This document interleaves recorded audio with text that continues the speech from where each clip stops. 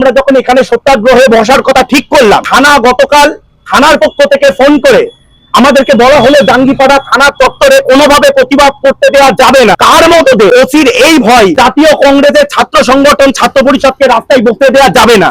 জাঙ্গিপাড়ায় ছাত্র পরিষদের উদ্যোগে অনুষ্ঠিত হয়ে গেল সত্যাগ্রহ অবস্থান বিক্ষোভ কর্মসূচি। গত 18 জুন জাঙ্গিপাড়ায় ছাত্র পরিষদের কর্মীদের উপর সংগঠিত হামলার ঘটনায় থানায় অভিযোগ দায়ের করা হলো। এখনো পর্যন্ত কোনো অভিযুক্তকে গ্রেফতার না করার অভিযোগে জাঙ্গিপাড়া থানার সামনে এই প্রতিবাদ কর্মসূচির আয়োজন করা হয়। আন্দোলনকারীরা দোষীদের দ্রুত গ্রেফতার এবং নিরপেক্ষ তদন্তের দাবি জানান। কর্মসূচিতে উপস্থিত ছিলেন ছাত্র পরিষদের জেলা সভাপতি প্রিয়ম ঘোষ, জেলা সম্পাদক শুভদীপ দাস, জেলা সহ সভাপতি শাহিল মল্লিক, রাজ্য সম্পাদক দেগঙ্গন দে এবং জেলা জাতীয় কংগ্রেসের সম্পাদক সুভাষিস দত্ত, ব্লক কংগ্রেস সভাপতি সহ কংগ্রেস ও ছাত্র পরিষদের একাধিক নেতাকর্মী। বিস্তারিত দেখুন হুগলি টুডের প্রতিবেদনে। পুলিশ এখন নীরব। আমাদের উপর যেভাবে 18 জুন বিগত 18 জুন যেভাবে আমাদের উপর মানে হত্যা করার মতো যেভাবে ওরা আমাদের উপর গুন্ডাগিরি চালায় এবং ওরা যেভাবে আমাদের এগেইনস্টে আসে এবং মারধরের চেষ্টা করে, এবং ওদের মেন দাবি ছিল যেটা আমরা হিন্দু হয়ে কি করে আমরা কংগ্রেস করছি, এবং মানে হিন্দু হলে বিজেপি করতে হবে, কংগ্রেস করা যাবে না, এটা ওদের মূল দাবি ছিল যেদিন যারা গুন্ডাগিরি চালিয়েছিল বিজেপির আর কি।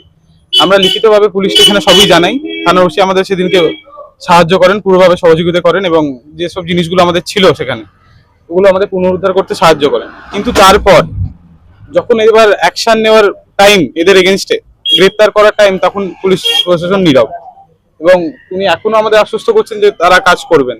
কিন্তু আজ 10 দিন পেরিয়ে গেল, তাই আমাদের মনে হয় সত্যাগ্রহ ছাড়া আমাদের আছে আর কোনো রাস্তা নেই। কারণ আমরা বিশ্বাস করি এই হামলার বিরুদ্ধে আমরা ভালোবাসা দিয়ে আমরা জিতবো, আমরা হিংসার বিরুদ্ধে আমরা ভালোবাসা দিয়ে জিতবো। সংবিধান ভারতবর্ষের প্রতিটা নাগরিককেই জন্মের পর থেকে কিছু মৌলিক অধিকার দেয়। সেই মৌলিক অধিকারের মধ্যেই একটা অন্যতম মৌলিক অধিকার যে অ্যাডাল্ট, আগে ভোট দেওয়ার অধিকার ছিল 21 বছর, পরবর্তীকালে সেটা কমতে কমতে এসে আজকের দিনে দাঁড়িয়ে আছে 18 বছর। 18 বছর ওপরে যদি কোনো ছেলে অথবা মেয়ে থাকে, অ্যাডাল্ট ছেলে মেয়ে থাকে, তাদের ভোট দেওয়ার অধিকার আছে, তাদের নিজের পছন্দের রাজনৈতিক দলকে বেছে নেওয়ার অধিকার আছে। এই মুহূর্তে দাঁড়িয়ে যারা জাতীয় কংগ্রেসের ছাত্র সংগঠন, ছাত্র পরিষদের কর্মীরা আছে, নেতারা আছে, আপনারা জানেন গত কিছুদিন পূর্বে গোটা দেশ জুড়ে নিট পরীক্ষার প্রশ্নপত্র ফাঁস হয়েছে। এই নিট পরীক্ষার সঙ্গে 22 লক্ষ ছেলে মেয়ের জীবন জড়িত ছিল। যে 22 লক্ষ ছেলে মেয়েদের জীবনের মধ্যে অলরেডি 21 জন বাচ্চাদের জীবন আমরা হারিয়েছি, তারা আত্মহত্যা করতে বাধ্য হয়েছে। এই সমস্ত বিষয়বস্তু নিয়ে এবং তারপরেও ধর্মেন্দ্র প্রধানের নির্লজ্জের মতো চুপ থাকা, নরেন্দ্র মোদীর নির্লজ্জের মতো চুপ থাকা, তার প্রতিবাদে এবং সর্বোপরি ভীষণ বিপ্লবী জনদরদী নেতা পশ্চিমবঙ্গের মুখ্যমন্ত্রী শুভেন্দু অধিকারীরও সমভাবে চুপ থাকার প্রতিবাদে আমরা জাঙ্গিপাড়ার কলেজ গেটেতে পোস্টারিং করতে আসি। পোস্টারিং করতে আসার খবর আগে থেকে জানতে পেরে বিজেপি তাদের গুন্ডা বাহিনীকে কতুলপুর পঞ্চায়েতের সামনে প্রস্তুত রাখে।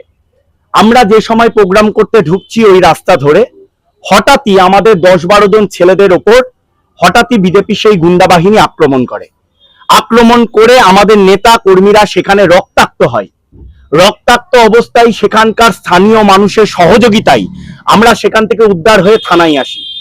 থানায় আসার পরে থানা প্রথমেই শাসক দলের পক্ষে হঠাৎই গিয়ে বলা শুরু করে যে আমাদেরকে জানিয়ে আসেননি কেন। আমি জানি না এই ওসি সাহেব কতটা আইন জানে, অথবা আমি জানি না যে আজ রাজনীতি করছি এতদিন ধরে আমরা কখনো শুনিনি যে একটা দেয়ালে পোস্টার মারতে গেলে আজকে থানার থেকে অনুমতি নিতে হয়। তাহলে জাঙ্গিপাড়ার প্রশাসনিক দক্ষতা কতটা আর আইনের অবনতি কতটা ঘটেছে যে সামান্য একটা কলেজের দেয়ালে ছাত্রছাত্রীরা পোস্টার মারবে, তার জন্য থানার থেকে অনুমতি নিতে হবে, তার জন্য বিজেপির থেকে অনুমতি নিতে হবে। সেই অবস্থায় দাঁড়িয়ে আমরা থানাকে যখন জানাই, থানা একটি জিডি করে বলে আগামী 3 দিনের মধ্যে তোমাদেরকে যথাযথ উত্তর দেয়া হবে। আজকে 10 দিন, থানা একজনের বিরুদ্ধেও কোনো ব্যবস্থা নিতে পারিনি, জিডি থেকে একটাও এফআইআর করতে পারিনি on the basis of enquiry. আজকে 10 দিন পরে আমরা যখন এখানে সত্যাগ্রহে বসার কথা ঠিক করলাম, থানা গতকাল থানার পক্ষ থেকে ফোন করে আমাদেরকে বলা হলো জাঙ্গিপাড়া থানার চত্বরে কোনোভাবে প্রতিবাদ করতে দেওয়া যাবে না। কার মদদে? ওসির এই ভয় যে জাতীয় কংগ্রেসের ছাত্র সংগঠন ছাত্র পরিষদকে রাস্তায় বসতে দেওয়া যাবে না। আমরা বাধ্য হলাম এসপি থেকে পারমিশন নিয়ে আজকে জাঙ্গিপাড়ায় বসতে। এসপি কে পার্সোনালি যোগাযোগ করে তার সঙ্গে কথা বলে আমাদেরকে পারমিশন নিতে হলো, ওসি আমাদেরকে পারমিশন দিল না।